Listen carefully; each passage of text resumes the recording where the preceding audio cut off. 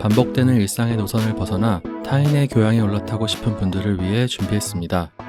본격 지식생각 시선 투척 방송 개별 교양 환승센터 51회 공간편 지금 시작합니다.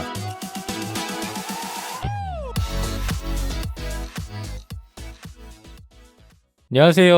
안녕하세요. 반갑습니다. 자기소개를 먼저 해보고 시작을 하겠습니다. 저는 정치사회와 문화 콘텐츠를 좋아하는 장빈둥입니다.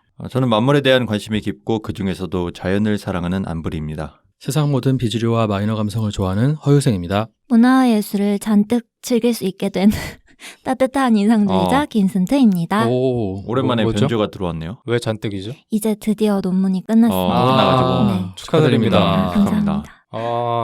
뭐 어차피 근황을 나눌 거니까 네. 자연스럽게 얘기를 들어보죠. 네, 드디어 길고 긴 여정이 끝났고요. 오. 네. 네, 막상 마치고 나니까 내가 이 글을 쓰려고 이렇게 힘이 들었나 싶긴 네. 한데 어, 그 과정에서 성장이 있었기를 바라며 마무리하였습니다. 좀 성장한 거를 느끼나요? 지금은? 지금 못 느끼겠어요. 그냥 힘들었다, 음. 고됐다라는 것만 있는데 네. 또 교수님 말씀들 들어보면 나중에 분명히 돌아봤을 때 의미 있는 시간이었을 거다 하시더라고요. 그렇죠, 그렇죠. 보통 의미가 없는 걸 할 때 그런 말씀 많이 하시잖아요. 죄를 확 뿌려버리시네요. 나중에 돌이켜보면 괜찮을 거다. 약간. 지금은 당장 보이는 게 없어서. 어쨌든 그래서 네. 여러분이 해주실 일이 있어요. 네. 제가 다음 학기를 생각한다면 네. 저를 말려줘요? 한 대 때려주셔서 좋습니다. 그러면 뭐 지금은 쉬고 있는 건가요? 지금은 이제 네. 잠시 쉬려고 하고요. 네. 네. 또 하고 싶은 것들이 있어서 그 다음 할 거를 고민하고 있긴 한데 이제 한동안은 좀 쉬려고 합니다. 그래도 뭐 얼굴이 조금 밝아졌습니다. 아, 네, 그래요? 네, 네, 거의 뭐 그동안 썩어 들어갔는데 힘들어가지고 지금은 다행히 좀 회복을 하신 것 같아서 네. 다행입니다. 다른 분들은 뭐 어떻게 지내셨는지. 유생님 어떻게 지냈어요? 저는 한 주간 굉장히 바쁘게 지냈습니다. 네. 엄청 너무 정신없이 일이 너무 많아가지고 좀 화나는 일도 있었고 일하다가 그래서 정신이 없었는데 어쨌든 한 주간 일은 잘 마치고 네. 녹음을 왔네요. 일하다가 화가 나면은 네. 어떻게 하시죠? 이제 뭐 누군가에게 하소연을 하든지 혼자 속으로 삭힌다든지 뭐 그런 보통 그런 방법을 택하죠. 뭐 일하다 화난다 그래가지고 대상한테 화를 내봤자 나만 손해니까요. 보통. 네. 일하다 화나는 경우는 어떤 경우예요, 선생님? 이제 여러 가지 케이스가 있는데 네. 저는 보통 이제 대상이 그러니까 네. 이제 상대방이 네.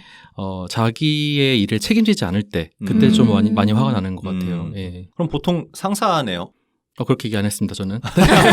조언 없었습니다. 보통 상사인 또 화를 내고 싶은데 화를 낼 수 없는 그쵸, 그쵸. 사람이 있을 때 상사죠. 문제가 생긴 거니까. 그렇죠. 유생님이 본인 SNS에 네. 네. 힘들다는 글을 네. 올리셔가지고 아. 제가 혹시나 여쭤봤거든요. 네. 녹음을 밀어도 된다. 맞아. 근데 되게 마음이 안타까웠던 게 네. 답장이 왔는데 다음 주가 더 바쁘다. 그래가지고 그리고 심지어 네. 그 녹음을 밀어도 된다는 카톡을 네. 제가 방송 준비를 다 끝낸 상태에서 보내셨더라고요. 이거 계산된 거죠, 사실. 그러니까요. 예, 왜 계산된 보냈냐면 거죠. 예. 그 공간 사용료가 있으니까 네. 취소할 수 있는 시간이 한 2시간 남았더라고요. 그래서 2시간 넘어갈 때 취소한다 그러면 안 되는데 그래가지고 연락을 해가지고 했는데 예. 유생님께서 그래도 그 바쁜 와중에 다 준비했다 라고 말씀해 주셔가지고 사실 다음 주는 더 바쁠 예정이라 가지고. 네. 네. 오늘 그래서 유생님이 이따가 에피소드를 구성하실 텐데 네. 뭐 푸르님은 네, 저는 뭐 영화를 많이 봤고요, 그동안. 네. 뭐 탑건, 헤어질 결심. 어. 봤고, 헤어질 결심은 특히 탑건을 본 다음에 그 미국 중심주의, 야, 미국 짱이야, 이런 영화 보다가 네. 진짜 그 섬세한 아, 그 미묘한 감정에 대한 영화를 보니까 네. 이런 게 영화관이 존재하는 이유구나. 맞아. 그런 얘기들을 많이 하거든요. 근데 네. 저는 그냥 솔직히는 잘 이해를 못했었어요. 네. 네. 영화관이 존재해야 되는 영화관에서만 느낄 수 있는 그런 감정이 뭘까 했는데 그걸 보면서 조금이나마 느낀 것 같아요. 아. 네. 저도 너무 좋더라고요. 맞아요. 좋았어요. 네. 울었어요? 울진 않았어요. 울 장면이 있나요? 안 봤어요? 저는 봤죠. 울 만한 그런 건 아닌 것 같은데. 우는 근데 사람들이 꽤 저는 있던데? 그 울었다는 얘기를 듣고 갔거든요. 네. 근데 저도 영화 보면서 잘 안 울어요. 네. 근데 마지막에 울컥하는 감정이 북받쳐서 정말 신기했어요. 뭐 엔딩씬? 엔딩쯤에 네. 뭐 어떤 어떤 대사가 아니라 그냥 그 마지막 후반부에 이르러서 이제 이야기가 마무리되는 그쯤에 네. 그 감정이 너무 북받치더라고요. 영상미와 뭐 그런 싸울리 감정에 압도된 그런 게 아닐까 싶네요. 네. 요새는 볼 영화들이 되게 많이 나오더라고.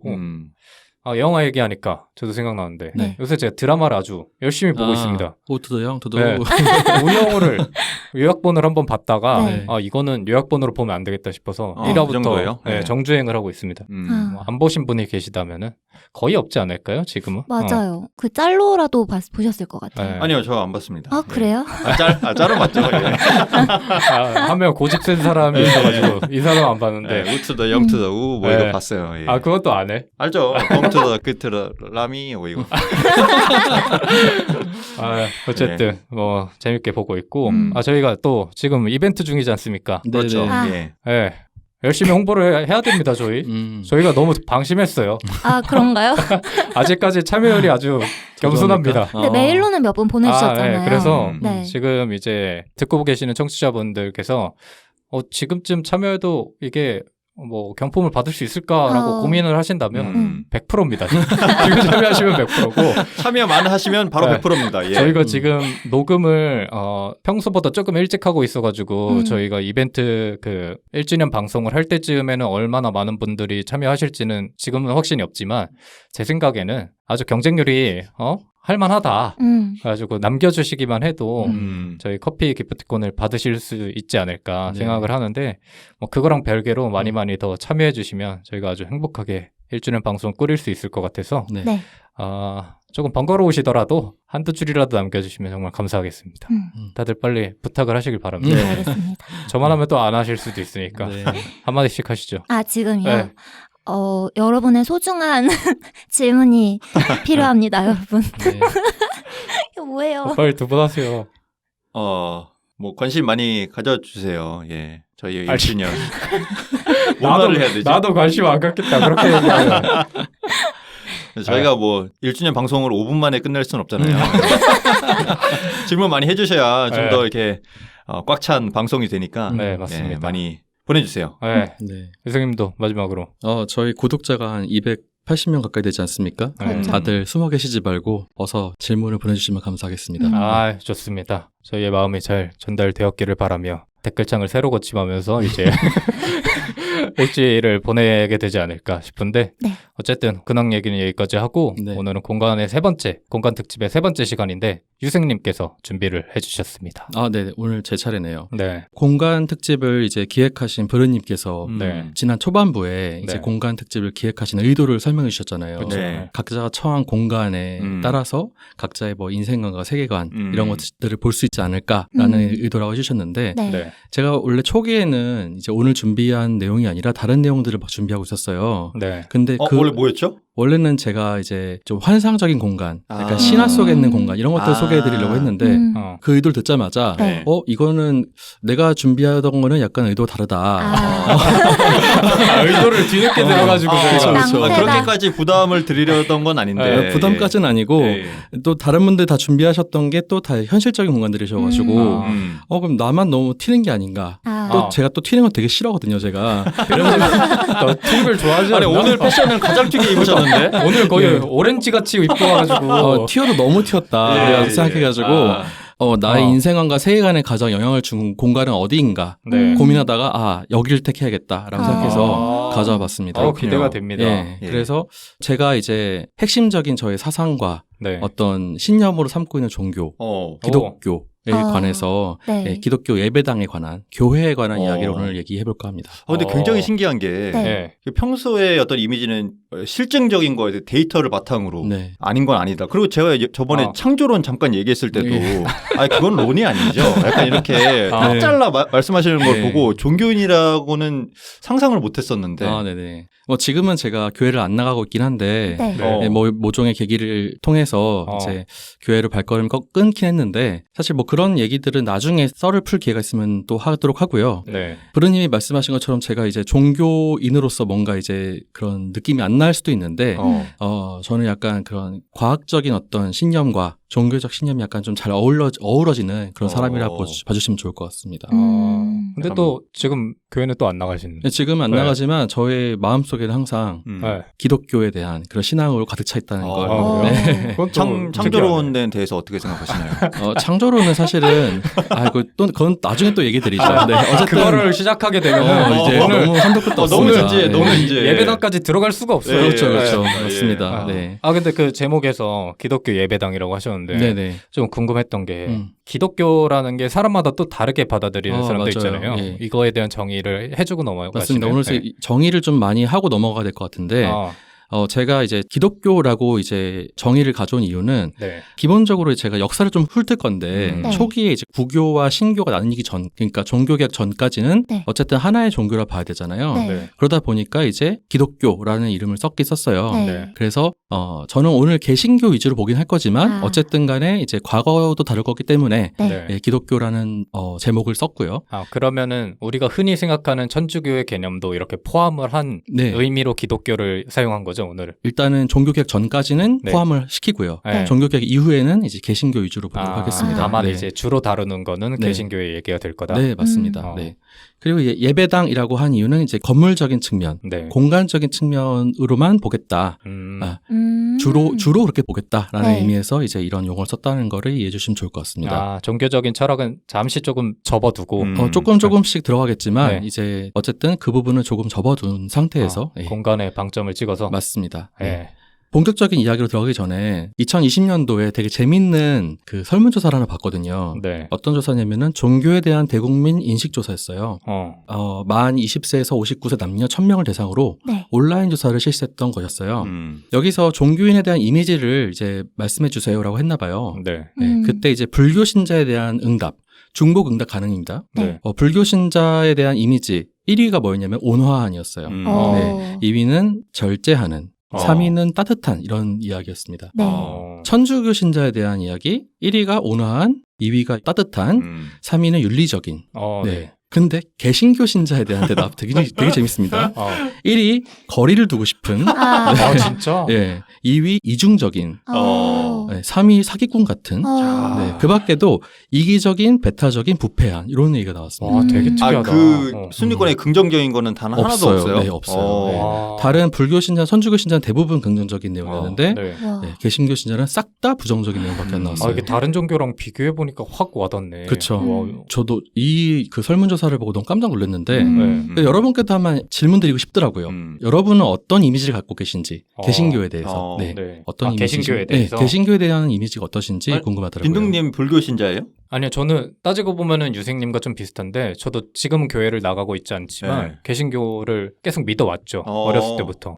순춘님은? 저는 무교예요. 무교. 네. 네, 푸른님은. 저는 적을 이제 천주교에 두고 있죠. 어. 세례를 받았고, 네. 근데 안 나간 지 거의 뭐 수년이 돼가지고 그거랑 별개로 본인의 믿음은. 믿음은 무교에 가깝죠. 네. 오히려 저는 이런 부분은 오히려 네. 약간 유생님 스타일인 것 같기도 하고. 유생님 스타일? 제 스타일 뭐죠? 유생님 스타일이 뭔데? 좀 더 이런 종교적인 측면에 있어서는 좀 더 실증적인 네네네. 신이 존재하는가 과연 약간 이런 의문을 가지고 있을 정도로. 이게 종교에 대한 관점하고도 좀 이어질 것 같은데 그쵸. 저 같은 경우는 굳이 말하면 반대 의견이거든요. 그러니까 반대라는 게 저한테는 뭐 실증적인 그런 측면은 크게 중요하지 않고 네. 제가 그냥 어떻게 받아들이냐가 더 중요한 입장이라서 네. 그런 측면에서 저는 뭐 개신교에 대한 뭐 성경에 대한 지식이나 아니면 그런 교리나 이런 거에 대해서 빠삭하진 않지만 그 공간에 있는 것만으로도 저한테는 치유가 되고 위로가 되는 공간이었거든요. 네. 물론 지금은 나가고 있지 않아서 그 감정을 느낀 지는 꽤 됐지만 그 말씀해주신 개신교 신자들에 대한 이미지를 떠올려 보면 저는 그런 공간에서 굉장히 따뜻한 사람들을 많이 만나봤기 때문에 아까 그 설문조사의 내용들이 사실은 되게 좀 많이 깜짝 놀랐어요. 그래요? 네, 그러니까 이게 그게 있잖아요. 예를 들어서 타락한 목사들 네. 아니면 문제 일으키는 몇몇의 신자들에 대한 이미지가 사회적인 이미지가 그럴 거라고는 당연히 알고 있었겠지만 전체적인 신자를 그렇게 생각한다는 게 저한테는 되게 조금 놀라운 일이었고 왜냐하면 제가 만난 사람들은 다 그냥 다른 종교의 그 설문조사의 답과 비슷하게 따뜻해 보이고 되게 조금 온화하고 이런 이미지가 훨씬 더 강했거든요.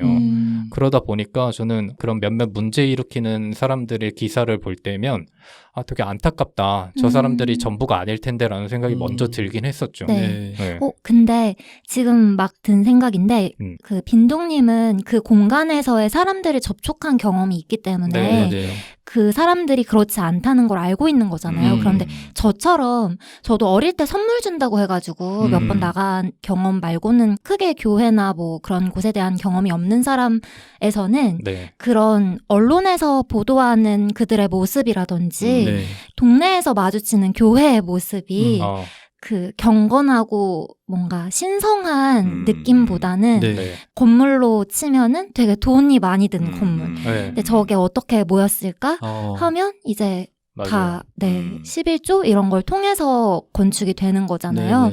그런 거라든지 아니면 이제 정치인들이 모임 같은 걸 가질 때 그런 교회에 모여서 어떤 교회 출신, 뭐 어떤 교회 출신 하면서 모이기도 하잖아요. 그런 모습들.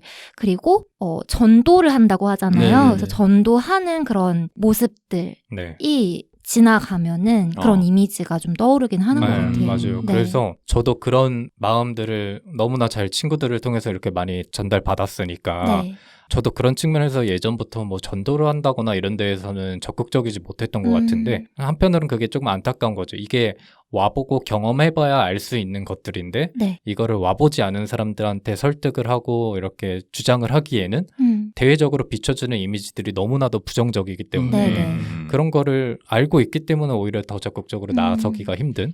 그리고 저는 교회가 접근하기 힘든 장소인 이유 중에 하나는 그들만의 커뮤니티가 너무 견고한 느낌이에요. 그래서 성당이나 뭐 사찰 같은 데는 그냥 언제든 가서 기도 드리고 믿고 있는 신이 없더라도 그 분위기 속에서 경건하게 뭔가 나의 마음을 고백한다든지 그런 게 자연스럽게 느껴지는데 교회는 약간 폐쇄적인 느낌이고 들어간다 하면은 누군가와 거기서 대화를 나눠야 될 것 같은 느낌이기도 하고 그리고 뭐 청년부, 유아부 해가지고 거기는 커뮤니티가 많잖아요.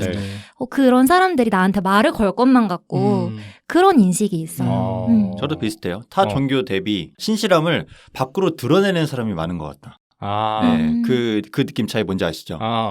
그리고 전도. 자신의 신실함을 남들에게 많이 알리고 같이 하려고 노력한다. 타 종교 대비해서. 굉장히 유하게 말씀하셨지만 실제로 명동 이런 데 가면은 막 성경 구절 앞에 걸고 막 그렇죠. 스피커 같은 거 막 확성기 같은 거 틀고 막 시끄럽게 맞아요. 하시는 분들도 있고 예수천국 불신족 막 이런 거 다니시는 분들 너무 사실은 눈살을 찌푸르게 만들잖아요.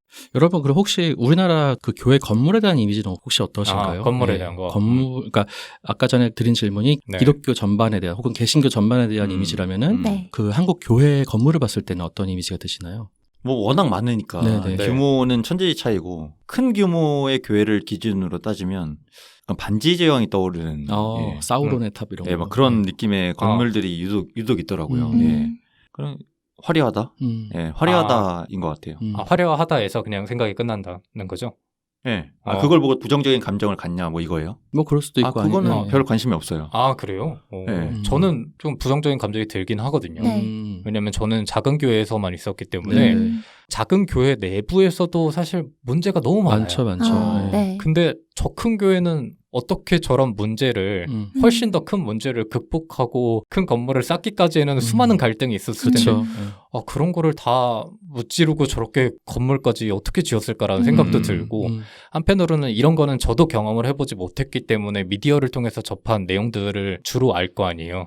그런 거를 보면은 어쨌든 돈이 많은 곳에서는 비리가 나오기 쉬운 상황이 벌어지고 그런 상황을 다 뚫고 저런 건물까지 지어진 거니까 저기에서 피해받은 사람들도 많았겠다라는 생각이 저는 먼저 드는 것 같아요.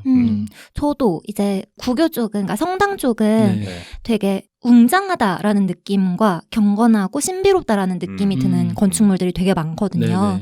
미적으로도 아름다운 건물들이 되게 많고 근데 교회 쪽의 그 건물들을 생각해보면 현대식 건물들이 되게 많단 말이에요.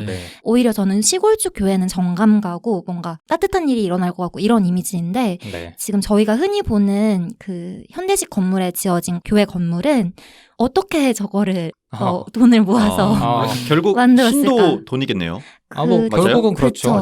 네. 그래서 대단하다 이런 생각이 드는 것 같아요. 그러니까 긍정보다는 부정에 가까운 것 같아요. 그렇죠. 네. 그래서 아무래도 우리나라는 대형 교회가 워낙 많기도 하고 네. 그리고 그 대형 교회가 워낙 사회적으로 이슈가 되는 부분들도 많잖아요. 그래서 아마 그런 이미지들이 있을 것 같습니다. 네. 우리나라 교회 개수가 몇 개 정도 되냐면요. 네. 이게 정확한 자료를 찾기는 좀 어려운데요. 통계청의 전국 사업체 조사가 있어요. 이게 네. 2019년도까지 업데이트가 돼 있는데 여기서 기독교 단체 사업체 수를 가지고 좀 추정을 해볼 수가 있습니다. 네. 이게 몇 개 정도 되냐면은 뮤지엄 몇 개라고 하셨죠? 1000개가 넘죠. 네. 독립서점 몇 개라고 하셨습니까? 한 7,800개. 7,800개. 네. 기독교 단체 사업체 수가 56,676개. 사업체 수가 그렇다는 건 이게 최소라는 거죠? 그렇죠. 네. 와. 그리고 이제 문화체육관광부에서 조사했던 2018년도 통계에서는요. 한국 개신교 교회 수가 83,883개. 이건 왜 차이가 나죠? 이거는 이제 어디까지를 이제 뭐 교회로 볼 것인지 뭐 이런 거에 약간 문제가 있겠죠. 교회도 프랜차이즈가 가능한가요? 예를 들면 뭐 어디 교회 1호점, 네. 2호점 이거 돼요? 있습니다. 그래요? 실제로 있습니다. 네. 이게 한 800개, 1000개 뭐 얘기하다가 몇만 개로 넘어가니까 장난 아니죠. 감이 안 온다. 그래서 뭐 그런 우스갯소리 있잖아요. 외국인이 남산에서 이제 야경을 봤는데 너희 나라는 왜 이렇게 무덤이 많니? 이런 얘기가 있었다고 하잖아요. 네. 그 정도로 우리나라에 이제 교회가 굉장히 많은데 네. 우리나라에는 왜 이렇게 교회가 많은 건지 많은 이유가 또 뭔지 이런 생각도 해보게 되는 것 같고요. 그런 측면에서 현대까지 어떤 예배당 그러니까 예배를 드리는 공간에 대해서 통시적인 관점에서 한번 역사를 좀 훑어보는 시간을 가지면 좋을 것 같아서 오늘 내용을 좀 준비를 해봤습니다. 네. 오늘 에피소드 제목은 제가 기독교 예배당 잔혹사 이렇게 지어봤는데요. 잔혹사. 네, 이름이 잔혹사잖아요. 네. 실제로 이제 기독교가 많은 박해를 받게 되면서 실제로 이 예배 공간이 엄청나게 잔혹한 역사를 겪게 돼요. 그래서 그런 잔혹한 역사 위주로 오늘 좀 말씀드려볼까 합니다. 성경 속에 보면요. 이 구약에서 보게 되면은 이제 유대 민족을 중심으로 그 말씀들이 쭉 적혀 있어요. 그러니까 유대 민족 중심의 그 성서라 보면 될 것 같은데요. 네. 여기 보게 되면요. 그 기독교의 가장 그 뿌리, 조상이 이제 아브라함이라는 인물이 나오죠. 네. 그리고 아브라함, 이삭, 야곱 이렇게 이어지는 그 계보가 있습니다. 네. 이때까지는 이제 족장 시대라 그래가지고요. 네. 이 유대 민족들이 보통 이제 유목 생활합니다. 양을 치면서 이제 돌아다니는 생활을 해요. 네. 그러다 보니까 어떤 한 공간에 머물러 가지고 예배를 드릴 수가 없겠죠. 그래서 이때의 예배는 일종의 제사 방식이었어요. 그래서 돌아다니면서 제단을 설치하고 그냥 제사를 드리는 방식이었던 거죠. 네. 그리고 이때 제단을 설치하고 뭘 했냐면요. 이제 보통 성경에서는 죄는 곧 사망이라고 얘기를 해요. 죄를 지은 자 곧 죽는다라는 거죠. 네. 그럼 내 죄를 사함, 그러니까 내 죄를 면제받기 위해서는 나 대신 죽을 게 필요한 거예요. 그래서 보통 동물, 나 대신 죽을 동물들을 가져와서 그 동물들을 죽이고 제단에서 죽이고 이제 자기 죄를 사함을 받는 그런 의식을 치르게 되는 거죠. 네. 이런 형태의 예배가 제단 예배 시대의 예배라 볼 수 있을 것 같습니다. 네. 그 이후에 이제 창세기에서 출애굽기라는 이제 성경으로 넘어오게 되면은 이제 모세 이야기가 나오잖아요. 네. 모세가 이제 보통 그 애굽, 그러니까 지금의 이집트에서 이스라엘 백성들 다 데리고 이제 가나안 땅으로 넘어가는 이야기가 나오게 되는데 그때는 예배를 어떻게 드리냐면은 성막이라는 걸 지어서 드립니다. 성막. 막사 같은 건가요? 맞습니다. 일종의 천막을 치고 예배를 드리는 거죠. 근데 그때 이제 모세와 하나님의 대화들이 막 나오게 되면서 하나님이라고 하지만 실제로는 이제 야훼, 그러니까 유대 민족이 믿는 신의 이름 야훼, 야훼 신이 이제 그 천막을 어떻게 지어야 되는지에 대해서 모든 규격까지 세세하게 알려주는 대목이 나와요. 성경에. 그러니까 하늘과의 대화인가요? 신과의 대화라 볼 수가 있겠죠. 그래서 굉장히 세세하게 이렇게 이렇게 지어라라는 걸 굉장히 디테일하게 알려주는 대목이 나옵니다. 근데 궁금한 게 이렇게 하기로 했고 뭐 신이 알려줘서 규격이 정해졌고 이런 거를 그 신자분들은 그 유생님도 포함하셔가지고 믿으시는 거죠.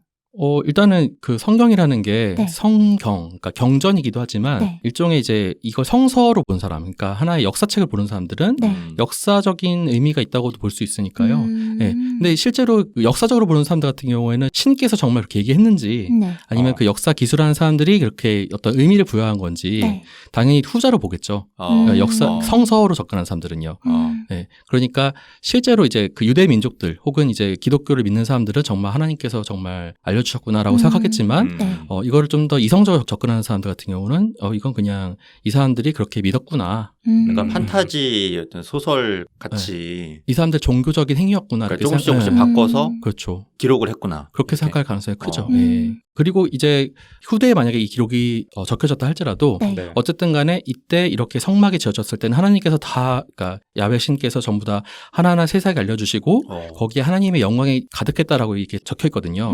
그만큼 이때는 신과 어떤 인간 사이의 관계가 좋았다. 그러니까 종교적으로 굉장히 어떤 거룩한 상태였다라는 걸 스스로 이제 유대 민족이 인지하고 있었구나라는 걸 알 수가 있었을 것 같습니다. 굉장히 실무적인 분이었네요. 야훼 신. 그러게요. 네. 네. 실무적으로 접근하는 굉장히 분이었네요. 디테일한 분이셨다는 걸 알 수 있습니다.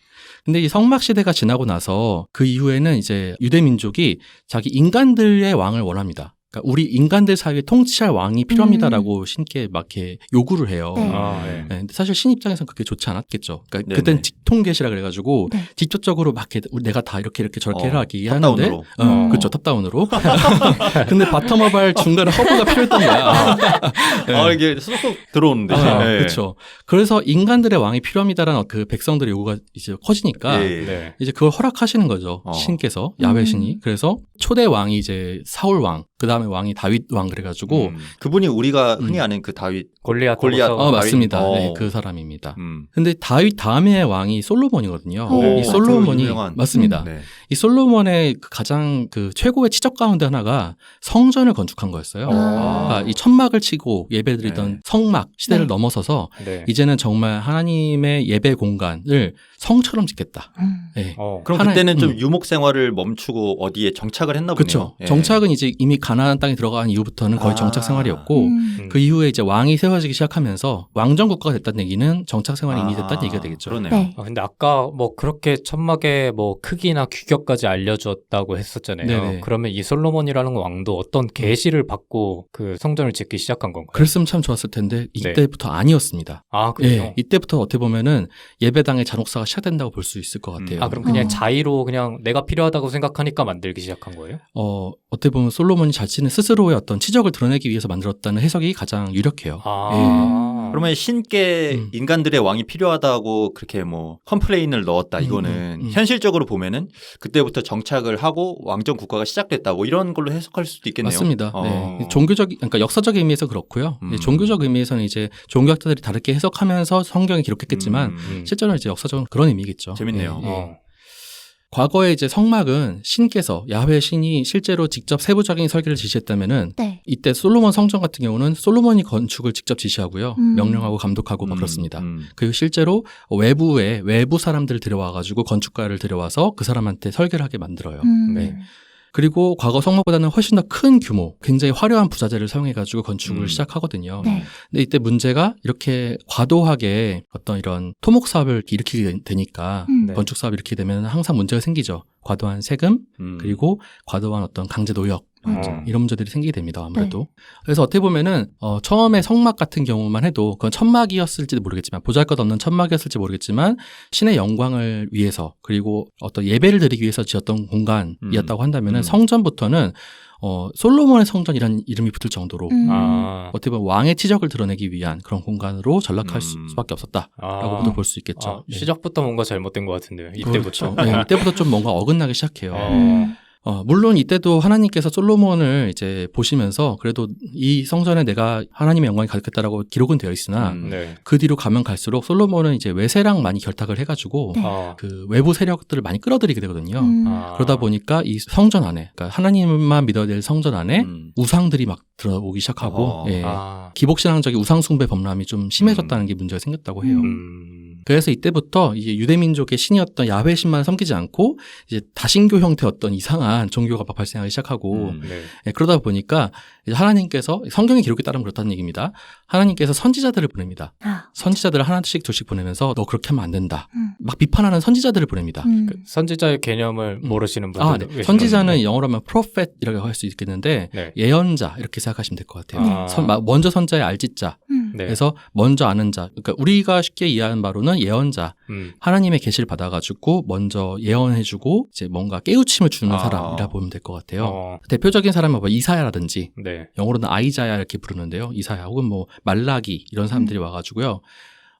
이 성전은 하나님께서 전혀 이 성전에서 드리는 예배를 받고 싶지 않아 하신다. 네. 이 성전에서 너희들이 예배를 드리고 막 재물을 죽이고 그러는데 그거는 아무짝에 쓸모없는 거다. 이런 얘기를 막 해요. 그러면은 네. 그 발언을 들은 당사자들의 반응은 어떤가요? 반응은 시큰둥했죠, 사실은. 그러니까 너는 선지자가 아니야라고 얘기를 했는지 아니면 그거는 우리 환경에는 받아들일 수 없는 문제야. 뭐 이렇게 했는지 이거 궁금하네요. 그러니까 선지자들이 그런 얘기를 막 해도 그러니까 그런 거 있잖아요. 그 입 빠른 소리 하는 사람들 보면은 맞는 말이긴 한데 듣기 싫어 약간 이런 거 있잖아요. 약간 그런 반응이었다 보면 그러니까 선지자라고 하는 그 포지션이 굉장히 중요한 포지션이었기 때문에 무시할 수는 없어요. 그럼 그 선지자라는 거 자체는 인정을 했나 보네. 그렇죠. 근데 다만 너네가 하는 얘기가 현실과는 달라. 약간 이런. 왕 입장에서는 불편한 거죠. 그래서 무시하거나 아니면 못 들은 척하거나 이랬을 가능성이 굉장히 컸죠. 애초에 선지자가 어떻게 선지자가 돼요? 하나님의 계시를 들어가지고 보통 나타나는 경우가 많고요. 그러니까 그거를 받아들이는 상황이었나 봐. 예를 들어서 하나님의 명령을 받고 누가 온다는 것 자체를 우리 입장에서는 그걸 어떻게 니네가 알아 이건데 그쪽 사회에서는 충분히 인정하고 그 받아들이는. 민족 안에서는 유대 민족 안에서는 그게 굉장히 공공연한 문화 같은 거였어요. 종교적 문화였으니까요. 가짜 선지자도 있었겠어요. 있었죠. 사실 근데 이 성전이 그렇다고 해가지고 엄청나게 막 지금 우리나라에서 지어지는 대형 교회만큼 화려한 게 아니거든요, 실제로는. 그럼에도 불구하고 이제 이스라엘 민족 자체가 그렇게 뭐 힘이 굉장히 강한 민족이 아니었기 때문에 이들 입장에서 굉장히 대규모 건축 사업이었어요. 그러다 보니까 이때 국력이 많이 쇠해서 이 이후에 이제 수많은 왕들을 거치게 되지만 어쨌든 이때 생긴 여러 가지 국고 손실 혹은 이제 노동력 낭비 이런 것 때문에 이걸 계기로 나중에 이제 이스라엘이 둘로 쪼개집니다. 그리고 솔로몬이 지었던 성전은 바빌론이 침공해서 완전히 멸망해버려요. 완전히 파괴돼버려요. 그리고 유대 민족들은 전부 다 바빌론의 포로로 잡혀가 버리죠. 그 이후에 이제 바빌론도 나중에 이제 페르시아한테 멸망하거든요. 페르시아 같은 경우는 관용 정책이라 그래가지고 너희 민족끼리 알아서 잘 살아 이런 정책을 폈어요. 그래서 스룹바벨이라는 사람을 이제 이스라엘 땅에 보내가지고 다스리게 만들었는데 이 스룹바벨이 성전을 재건축하려고 합니다. 스룹바벨이요? 스룹바벨. 스룹바벨. 네, 스룹바벨. 네. 이 사람이 제2의 성전을 짓게 되는데요. 이때는 솔로몬 성전보다 훨씬 더 규모도 축소시키고 아무래도 이제 국력이 쇠했으니까요. 짓긴 짓는데 이제 이때 하나님의 임재가 있었다는 얘기도 안 나오고 그 중요한 게 언약궤거든요. 하나님의 임재 상징 같은 게 언약궤인데 이 언약궤도 없었다고 합니다. 임재에 대한 설명도 해주셔야죠. 임재라는 거는 하나님께서 우리와 함께 하신다라는 그런 증표 같은 거예요. 지금 그 유생님께서는 항상 그 교회를 들었으니까. 많이 다니시고 성경에 대한 지식이 있기 때문에 그 자연스러운 그 단어들이 있거든요. 근데 저는 이제 중간 입장이잖아요. 맞아요. 이게 누군가한테는 되게 당연한 단어고 얘기가 될 수가 있는데 아예 그 접하지 않으신 분들한테는 낯선 게 조금 있을 것 같아서. 그렇죠. 그리고 이제 이후에 이제 나중에 유대 민족이 로마한테 지배를 받잖아요. 로마 통치를 받는데 이 로마에서 헤롯 왕이라는 사람을 파견을 해요. 헤롯은 많이 들어보셨을 텐데 그 사바하라는 영화를 보시면은 그 예수님이 태어나셨을 때 예수님이 왕이 된다고 하면서 왕이 될 거라는 어떤 예언을 들은 헤롯 왕이 그 베들레헴에 있는 아기를 모두 몰살시키는 얘기가 나오거든요. 그때 그 주인공 헤롯 왕입니다. 이 헤롯 왕은 로마에서 파견한 사람인데 유대 민족의 왕으로서 정통성이 없었던 사람이었어요. 그래서 내가 유대 민족의 정통성 없으니까 내가 성전이라도 짓자 이런 생각을 한 거예요. 정통성을 뭔가 이제 부족한 걸 메꾸기 위해서. 그래가지고 이제 제2성전 있잖아요. 스룹바벨이 지었던 제2성전을 증축을 합니다. 그래서 짓긴 지었으나 나중에 AD 64년에 로마가 이걸 완전히 파괴시켜버려요. 지금 그래서 이스라엘 민족들은 유태인들은 이 성전을 또 지어야 된다. 이 성전이 중요하다 그러면서 성전을 뭐 어디다 짓느니 이런 얘기를 많이 계속 하고 있죠, 실제로. 어쨌든 여기까지가 어떻게 보면은 그 성경에서 나타난 예배 공간에 대한 이야기입니다. 이후에 이제 로마의 지배를 받게 된 유대인들은 초기에는 예배를 드리기 위해서 가정교회를 많이 운영했어요. 가정교회? 네, 가정교회. 그러니까 집에서 모여가지고 사람들끼리, 가족들끼리 모여서 예배를 드렸던 거죠. 이때는 중요했던 게 누군가가 나서가지고 설교자가 따로 있고, 그러니까 목사님이 따로 있고, 회중들, 그 설교를 듣는 회중이 따로 있고 이런 게 아니었거든요. 근데 그때는 뭐 그 설교의 형식이 없었던 이유가 따로 있나요? 예배 형식이? 그러니까 이 당시에 이제 예수님을 중심으로 모였던 이런 초기 기독교하고 대척점에 있었던 사람들이 바리새인이나 사두개인 이런 사람들이에요. 이 사람들은 이제 지금의 유태민족이라 보시면 될 것 같아요. 유태인들. 근데 이제 유태인들은 이런 랍비 전통이 있어요. 네. 랍비라 하면 선생님 전통인 거죠. 그래서 누군가 가르치는 전통이 있었는데 훈장님 같은. 그렇습니다. 예. 근데 이 기독교 사람들은 이제 그 사람들과 대척점에 있다 보니까 오히려 이제 서로 친구처럼 지내고 서로의 것을 나누고 교제하고 이런 것들을 더 중점적인 부분을 뒀다는 거죠. 그게 실제로 예수님의 가르침이기도 했었고요. 근데 이제 나중에 가면은 로마가 이제 이런 기독교인들을 많이 박해하잖아요. 네. 막 잡아다 죽이고 그러거든요. 그래서 이 사람들 다 숨어 들어갑니다. 어디로 숨어 들어가냐면은 무덤으로 숨어 들어갑니다. 네, 지하 무덤으로. 이게 그 유명한 카타콤이라는 곳이에요. 네. 카타콤. 옛날에 디아블로 게임하면은 네. 거기서 이제 예배 보고 그랬던 거예요. 맞습니다. 숨어가지고. 갑자기 생각났어. 카타콤. 갑자기 디아블로가 튀어나올 줄 몰랐는데. 되게 무서운 곳인데 거기. 네. 그러니까 거기가 뭐 가장 안 들킬 것 같아서 들어간 거예요? 그렇죠. 아무래도. 그러니까 무덤이니까요. 네. 이 카타콤은 신기하다. 로마인들의 무덤이었어요. 실제로. 로마인들은 원래 화장을 많이 했거든요. 네. 근데 화장을 하다 보면은 화장해서 이제 유골을 담아서 했는데 이게 공간이 너무 줄어들어가지고 땅을 파서 사람들을 매장하기 시작했거든요. 네. 이 매장 공간이 카타콤이었고요. 그 카타콤을 이제 초기 기독교인들이 숨어 들어가가지고 거기서 예배를 드렸던 거죠. 근데 그 이후에 313년이 되면요, 되게 중요한 사건이 일어납니다. 콘스탄티누스 대제라는 사람이 네. 나타나서 밀라노 칙령 많이 들어보셨죠? 네. 시험에서 되게 자주 나오는 그거. 네네네. 그래서 뭐 하죠? 기독교를 로마의 국교로 공인을 합니다. 이러면서 사실은 이때부터 중세시대까지 교회라는 건축 양식이 굉장히 꽃피우는 시기가 됩니다. 맞아요. 네, 중세시대에 무슨 고딕 양식, 뭐 비잔틴 양식, 뭐 있죠, 로마네스크 양식 이렇게 하면서 줄줄줄 어떤 굉장히 아름다운 그 교회 건축 양식들이 막 발전하고 굉장히 화려한 형태의 건축물들이 막 꽃피는 시기가 되게 되는데 그 근원에는 이 콘스탄티누스 대제의 밀라노 칙령이 있었던 거죠. 그러면서 이 교회를 어떻게 설계를 하냐면 바실리카 양식이란 걸로 설계를 해요. 바실리카 양식은 직사각형 구조의 건물이고요. 네. 이게 보통은 로마 공화국의 재판소나 집회장, 뭐 시장, 관공서 이런 걸로 쓰였다고 하고, 아까 제가 초대교회, 그러니까 가정교회나 이런 곳은 누군가가 나서가지고 뭐 말씀을 전하고 그 일방적으로 듣는 사람만 있다, 이게 아니라 서로서로 교제하고 서로서로 이야기를 나누는 것에 초점이 있었다고 했었잖아요. 네. 근데 이 바실리카는 철저하게 말씀을 전하는 설교자와 회중을 구분하는 형태의 양식이에요. 말하는 사람과 말을 듣는 사람이 있는 거죠. 그러니까 말하는 사람은 말을 계속하고 말을 듣는 사람은 철저하게 듣기만 해야 되는.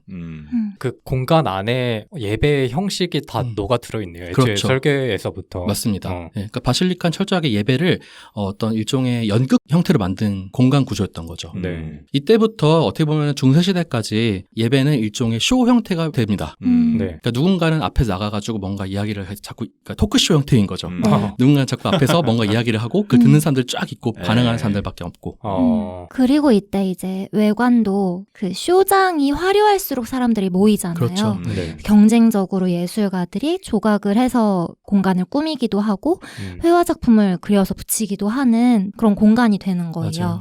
그러니까 외적인 요소를 통해서 그런 정신을 살렸다고도 하지만 다른 의미로 보면은 그 본질을 뭔가 치장하기 위한 요소들이 많이 이제 첨가되기 시작했다라고도 볼 수 있을 것 맞습니다. 같아요. 그러니까 네. 이게 결국에는 지금의 현대 교회, 대형 교회들의 건축에 관한 그런 논란에도 다 네. 있는 것 같아요. 맞는 것 맞습니다. 같아요. 뭐 비판하는 사람들은 너네 그게 본질이 아니잖아 라고 맞아요. 하지만 이 사람들은 또 나름대로 우리는 본질을 위해서 이렇게 건물을 만들고 사람들을 모으려고 하는 거다 뭐 이런 맞아요. 식으로 얘기도 하기도 하잖아요. 네. 그래서 실제로 고딕 양식 같은 경우는 여러분 아시는 그 뾰족한 첨탑이 특징인 네네. 양식이에요. 네. 근데 이게 의미는 신과 조금 더 인간을 닿게 하기 위해서 더 뾰족하고 더 높게 짓는다의 맞아요. 의미예요. 근데 이게 나중이 되면 될수록 이제 경쟁이 되는 거예요. 더 뾰족하고 더 화려하고 더 맞아요. 장식적이고 네. 이렇게 되는 거죠. 그렇죠. 그런 의미에서 이제 후에 유생님이 설명해 주시겠지만 종교 개혁과도 이어질 텐데 이제 그런 게 이제 과해지기 시작하면서 맞아요. 지금 현대 교회처럼 이제 비리도 생기고 그런 일들이 발생하는 거죠. 그래 맞습니다. 그거를 사실 누가 알아? 뭐 그때 건축하고 있는 사람들한테 이거 왜 뾰족하게 짓는지 알아? 그러면 나도 몰라 이러면서 그 하늘 끝까지 올라가는 맞아요. 거야. 네. 사실 그래서 이때 교회 건축이라는 게 다 돈이랑 연결돼요. 네. 그래서 어떻게 보면은 기독교 예배당 잔혹사라는 네. 이름에 걸맞게 네. 초대교회의 어떤 그런 숭고했던 가치들, 서로 교제하고 아름답게 모여가지고 서로 가진 것을 나누고 어려운 사람 돕고 이랬던 가치들이 다 퇴색돼 버리고 남은 거는 극장 형태, 연극의 형태, 쇼, 음. 그리고 이제 돈, 그리고 아름다운 건축물만 남았던 거죠. 네.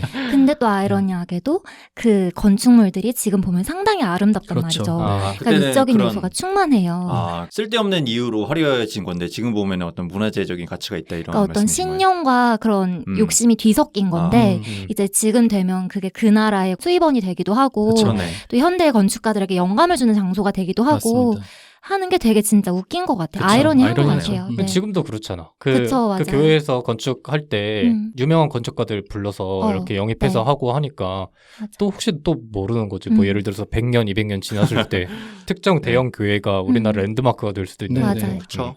그래서 중세시대 때 교회 건축과 관련된 문제들이 이제 극에 달하게 되면서 네. 종교 개혁이라는 게 일어났잖아요. 네. 네. 뭐 마틴 루터라든지 뭐 장 칼뱅이라든지 이런 사람들이 나타나가지고 예배의 본질과 전혀 멀어져 버린 이런 건축물 혹은 예배당은 의미가 없다.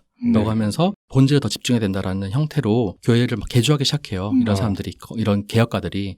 그래서 어떻게 하냐면은 주로 이제 회중과 성직자를 분리했던 그 경계를 많이 없앤 일을 많이 합니다. 이런 네. 개혁가들은요. 그래서 장 칼뱅 같은 경우는 주로 테라스를 많이 만들었다 해요. 네. 네. 테라스를 만들어가지고 회중들이 좀 더 설교자를 많이 볼 수 있게끔 더 가까이 볼 수 있게끔 하는 형태로. 수직적인 거를 조금 파해하려고 그렇죠. 하는. 예. 그런 형태를 많이 하려고 했고, 그리고 그 교회 안에 있던 성당 안에 들어있던 여러 가지 뭐 우상적인 상징물 있잖아요. 네. 이런 것들 다 없애려고 노력을 많이 했다고 하고, 네. 음. 이것들이 이제 종교개혁 시대에서의 개혁가들이 많이 했던 행동들입니다. 네. 그래서 이런 것들이, 그러니까 종교개혁가들이 결국 이뤄낸 게 개신교의 탄생이잖아요. 네. 이런 개신교 교회들이 오늘날도 이런 정신들은 가지고 오긴 했어요. 네. 그래서 이제 개혁교회라 그래가지고 보통 이제 현대의 그 신교, 개신교들의 대부분들은 개혁교회라 부르거든요. 네. 이런 개혁교회들은 보통 단순하게 공간을 꾸미려고 노력하고요. 그러니까 이제 뭐 화려한 것들을 많이 줄이려고 노력해야 정상이고요. 네. 뭐 안 그런 경우가 굉장히 많지만요. 네.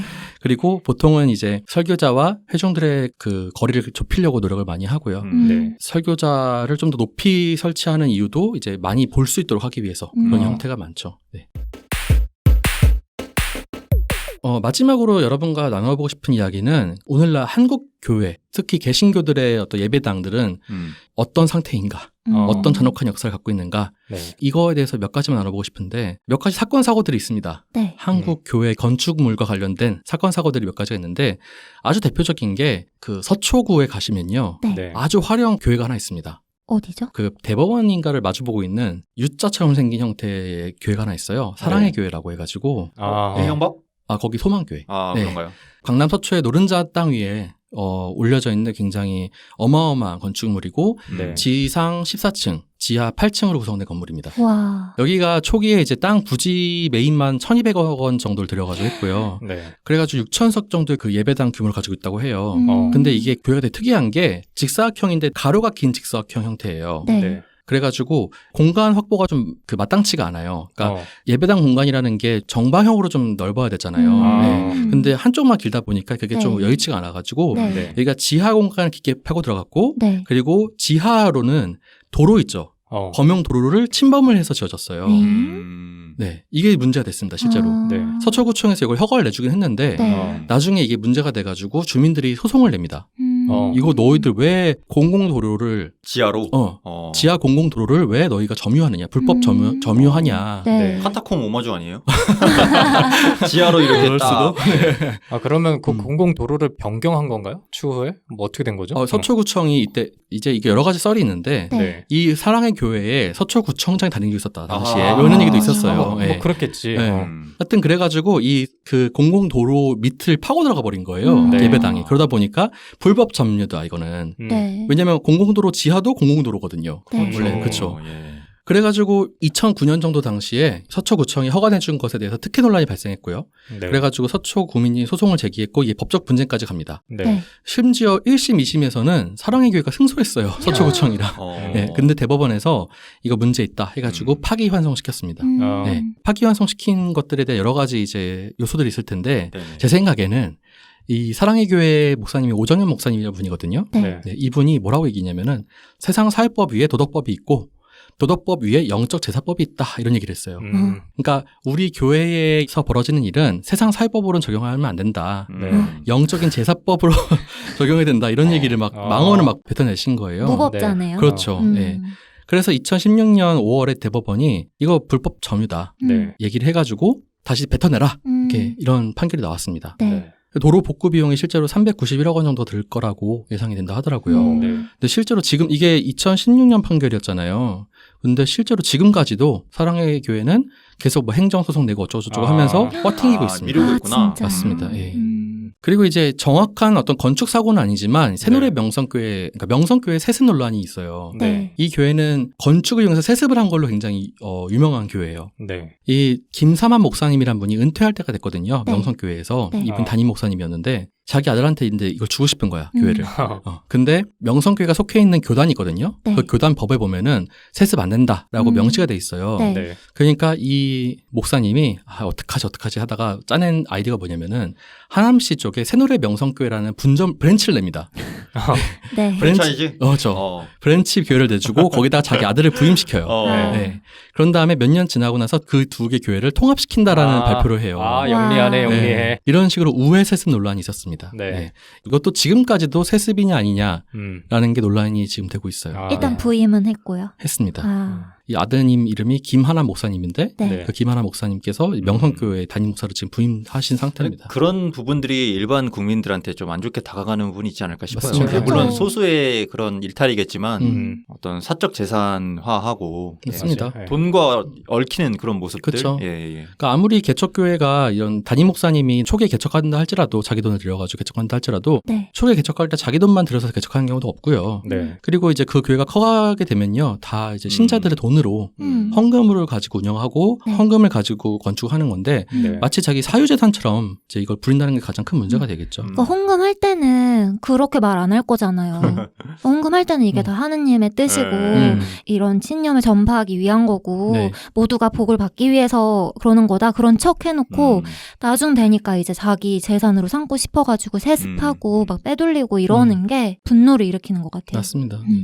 그 밖에도 이제 교회들, 한국 교회들 중에는 이제 무리하게 자기 그 교회를 신축하려고 하다가, 교회 건축물을 신축하려고 하다가, 네. 은행에다가 진 빚을 갚지 못하고 파산하는 경우도 비일비재하게 일어나고요. 네. 그리고 또 가장 큰 문제는 이 교회 건물을 신축하거나 하잖아요. 네. 그때 세금이 다 면제가 돼요. 네. 진짜요? 네. 몰랐다. 사실 그래서 이게 가장 좀 어떻게 보면 현실적인 문제. 종교인 세금 문제도 있었잖아요. 맞습니다. 종교인 과세 문제도 있지만 네. 실제로 이제 이런 예를 들어서 새 건물 짓잖아요. 그때 뭐 땅값이 오른다든지 이런 문제가 생기잖아요. 그때도 세금 다 면제가 돼버리거든요. 근데 제가 듣기로는 사업자 등록이 된다고 들었는데 종교 사업자 등록이 되거든요. 그럼 세금을 안 안 내요? 냅니다. 예. 그래서 이것도 사실상 사회적으로 좀 큰 문제가 되겠죠. 네. 그래서 여기까지 이제 쭉 이제 역사적인 측면과 또 한국 사례까지 좀 훑어봤는데 네. 이야기를 좀 제가 준비를 하면서 드는 생각이 하나 있었어요. 오늘날 한국 교회는 과연 뭘 잃어버렸는가? 교회 건축 혹은 예배당의 어떤 측면에서 바라봤을 때 이것만 봐도 한국 교회는 신뢰와 어떤 이미지 모두 잃어버린 게 아닌가라는 생각이 좀 들었습니다. 그래서 여러분들께 한번 질문 드려보고 싶습니다. 오늘날 뭐 개신교를 포함한 종교가 현대 사회에서 수행해야 될 진정한 역할을 뭐라고 생각하시는지 좀 여쭤보고 싶었어요. 마지막 질문이 어려운데요. 여러분이 뭐 얘기한다고 바뀔 건 없겠지만 네. 종교인이신 빈둥님이 먼저. 수행해야 될 진정한 역할까지는 사실은 잘 모르겠어요. 네. 근데 저는 교회를 다니면서 사람들이 간혹 이거를 잊고 있지 않나라는 생각은 든 적이 조금 있는데 초심? 뭐 초심이 될 수도 있고 저희가 아까 얘기했던 본질이 될 수도 있는데 네. 뭐 그것도 그건데 저는 그것보다는 아까 그 사랑의 교회 목사님이 해주신 말이 굉장히 좀 한심스럽게 다가왔는데 저는 그 현대사회를 살고 있는 종교인들이 종교도 종교지만 그 전에 생각해야 될 것이 사회라고 생각을 하거든요. 네. 사회가 없으면 사실 종교 활동도 할 수가 없는 거라고 그렇죠. 저는 생각을 해요. 특히 우리나라 같은 환경에서는. 근데 가끔씩 보면은 문제 일으키는 사람들을 보면 그런 사회의 존재를 망각하고 본인의 종교만을 이렇게 내세우는 경우가 많은 것 같아요. 근데 거기다가 이제 그 본인의 종교를 내세우는 행위가 이런 돈이나 뭐 세습이나 건축이나 이런 남들이 보기에 굉장히 사치스러워 보이는 행위와 결탁이 되다 보니까 그게 더 배가 되는 것 같은데 네. 이게 우리의 종교가 더 많은 사람들한테 알려지고 우리 교회에 더 많은 신자가 들어서고 이런 것도 뭐 그 사람들한테는 중요하겠지만 그 전에 우리를 바라보는 일반 국민들의 시선 그리고 우리 사회가 바라보는 시선이 제대로 갖춰지지 않은 상태면 그게 다 의미가 없다라는 거를 그 사람들이 하루빨리 알아줬으면 좋겠다는 생각이 들어서 제가 느낀 교회는 생각보다 더 폐쇄적이거든요. 네. 아까 그 순트님이 말씀하셨던 커뮤니티성이 너무 강하다. 맞아요. 이런 것들이 저는 결국 이 문제와 연결되어 있다고 생각을 해요. 네. 우리 종교를 믿지 않으면 저 사람은 남이야. 우리 교회를 다니지 않고 다른 교회를 다니는 같은 종교 신자들도 남이야. 이렇게 생각을 하다 보니까 네. 우리 거, 내 거, 그게 결국엔 우리 돈, 내 돈 이거랑 맞닿아 있거든요. 네. 뭐 아까 저희가 역사를 쭉 훑었지만 계속 문제가 되는 게 그거였잖아요. 진짜 처음에 그 사람들이 생각했던 본질을 잊고 살아가는 것. 맞아요. 그런 거를 고려해 볼 때 뭐 우리나라 교회, 특히 대형 교회에서 무언가를 증축하고 이럴 때 진짜 그 본질을 먼저 생각을 했는가를 조금 더 생각해 줬으면 좋겠다는 그런 생각이 좀 많이 드네요. 오늘 좀 저는 한때 교회를 다니고 지금도 뭐 누가 종교를 물어보면 기독교라고 말하는 사람으로서 생각이 좀 많아졌고 뭐 제 자신도 반성하게 되고 뭐 이러는데 좀 마음이 좀 복잡해지는 에피소드였던 것 같습니다. 네. 네. 복잡하게 만들고 싶은 건 아니었는데. 네. 저도 이제 초반에도 말했지만 마음을 가끔 다스리고 싶을 때 가는 장소를, 종교적인 장소를 떠올리면 교회는 안 떠올리거든요. 성당이나 사찰 이런 데, 절 이런 데만 떠오르고, 그래서 오늘 들으면서 그 얘기를 왜 그럴까 좀 생각을 해보면 방금 빈둥님이 말씀하신 것처럼 교회는 너무 폐쇄적인데 폐쇄적인 그 안에서 충분히 돌아가잖아요. 돌아가고 돈도 많이 벌고 하잖아요. 그래서 그런 것 같아요. 그런데 그것 자체가 이미 교회가 해야 할 역할을 좀 상실한 게 아닌가라는 생각이 들어요. 그래서 목회자를 뽑을 때나 운영할 때에도 그런 가치관, 종교적인 신념이 정말 바로 선 사람이 돼야 될 것 같은데 그렇게 되는 시스템 저는 잘 모르겠지만 그렇게 돼야 될 것 같고, 그리고 지금도 그 안에서 종교적 신념을 가진 분들이 분명히 계실 거라고 생각하거든요. 그런 분들을 보는 눈을 신도들께서 좀 기르셨으면 좋겠어요. 그래야 그 종교가 바로 설 수 있고 우리의 시선도 좀 바뀌지 않을까라는 생각이 들어요. 저는 평소에 그 믿음을 갖고 있는 사람들이 되게 부럽거든요. 왜냐면 무언가 내가 힘들 때 무언가에 기댈 수 있는 존재가 있다는 건 정말 큰 거잖아요. 맞아요. 그리고 그게 신이라는 건 나를 버리지 않는 존재인 거잖아요. 그래서 부럽다는 생각이 드는데 그런 믿음을 이용하지 않았으면 좋겠어요. 그런 몇몇의 나쁜 사람들이. 그렇죠. 그런 사람들한테 이용을 당하게 되면 사실 믿음의 대상이 뭐 하나님이나 예수님이 아닌 그 목사나 그냥 교회 자체가 되는 경우가 많잖아요. 맞아요. 저도 비슷해요. 예, 저는 뭐 종교인까지 말할 것도 아닌 냉담자에 가깝기 때문에 뭐 어떤 종교계를 위해서 무슨 말을 하는 거는 그동안 종교를 위해서 많이 애쓴 사람이 할 수 있다고 생각하거든요. 그래서 약간 조심스럽긴 한데 그냥 그 대형 교회, 시스템화된 교회가 전체 목회자들을 엿보이는 행동이 없었으면 좋겠다. 그게 뭐 이제 우리 사회 구조상 어떤 네트워킹화 되고 사람들을 만나는 장소가 되고 이렇게 되면서 생기는 복잡한 문제라고 보기 때문에 고치기가 어려울 것 같긴 하지만 그냥 그런 심정이에요. 예, 그냥 종교가 진짜 실질적인 종교로서의 역할을 했으면 좋겠다. 근데 그 커뮤니티로서의 교회도 저는 순기능이 크다고 생각하거든요. 왜냐면 친구들한테 얘기 들어보면 어릴 때 거기 가서 막 기타 치면서 노래 배우고 그 성경 말씀 들으면서 좀 바르게 살려고 하고 그런 게 되게 도움이 됐다는 얘기를 들은 적이 있어요. 그래서 그런 순기능은 살리되 그런 역기능을 좀 없애는 측면으로 발전을 했으면 좋겠어요. 제가 오늘 얘기를 들으면서 조금 마음이 복잡했다고 말씀드린 거는 초반에 제가 얘기했던 제 나름대로 갖고 있던 교인들에 대한 이미지와 좀 많이 상충되다 보니까 좀 마음이 복잡했던 것 같은데 뭐 교회를 다녀보신 분들은 아마 많이 아실 거예요. 그리고 주변에 조금 본받을 만한 교인이 있는 사람들도 많이 아실 텐데 정말 좋은 사람들이 많거든요. 그 안에는. 그 말씀하셨다시피 커뮤니티도 순기능이 역기능보다 훨씬 더 많은 그런 모임들도 많고 이런데 문제는 대중들은 그런 이미지를 알기가 어렵잖아요. 그쵸. 근데 그거를 두고 야 우리 교회 우리가 믿는 종교에는 이만큼 좋은 사람들도 많은데 너는 왜 그런 면만 보니? 라고 얘기하는 교인들의 자세가 저는 잘못됐다고 생각하거든요. 네. 그거는 대중들한테 너네의 시선을 바꾸라고 주장할 게 아니라 그 안에서 교회 안에서 힘을 가진 사람들이 바꿔나가야 될 과제인 거예요. 맞아요. 근데 그 사람들은 힘을 가진 사람들은 내가 굳이 그거를 왜? 라고 생각을 하고 자기의 배부를 것만 생각을 하니까 지금 그러지 않고 있는데 진짜 그 사람들이 먼저 이제 움직여야지 전체적인 대중의 시선이 바뀌기 시작할 거기 때문에 우리나라 교회가 조금 앞으로 해나가야 될 가장 큰 미션 아닌 미션이 아닐까. 네. 맞습니다. 생각이 드는데 사실 오늘 그 유생님이 진행을 해주시면서 어떻게 보면 가장 하고 싶은 말이 많았을 것 같아요. 본인이. 네. 근데 아무래도 오늘 얘기를 이끌어 나가셔야 되다 보니까 다른 분들의 의견을 많이 들어주셨는데 저는 마지막으로 좀 궁금하더라고요. 네. 사실 제 공간편에서 이 이야기를 할 줄 몰랐는데 어쨌든 이 팟캐스트 교양 방송이라면은 꼭 거쳐야 될 어떤 개신교 비판 통과일이 아닙니까? 그래서 한번 준비를 해봤고 저는 그 기독교, 그러니까 개신교와 카톨릭을 모두 합쳐가지고 이제 기독교라고 하고 기독교 영어로 크리스천이티라고 하잖아요. 이거의 의미적으로는 예수 그리스도를 믿고 예수님의 가르침을 따르는 사람들의 종교라고 볼 수 있을 것 같습니다. 근데 저는 이제 제가 교회를 지금 안 나감에도 불구하고 제가 기독교인으로서 정체성을 갖고 살아가는 이유가 뭐냐면은 예수님의 가르침이 너무 좋기 때문인 것 같아요.